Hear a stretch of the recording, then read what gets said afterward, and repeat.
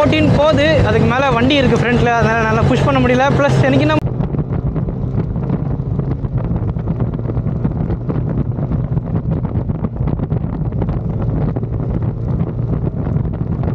Sport மோடில் ஓட்ட போகிறோம்.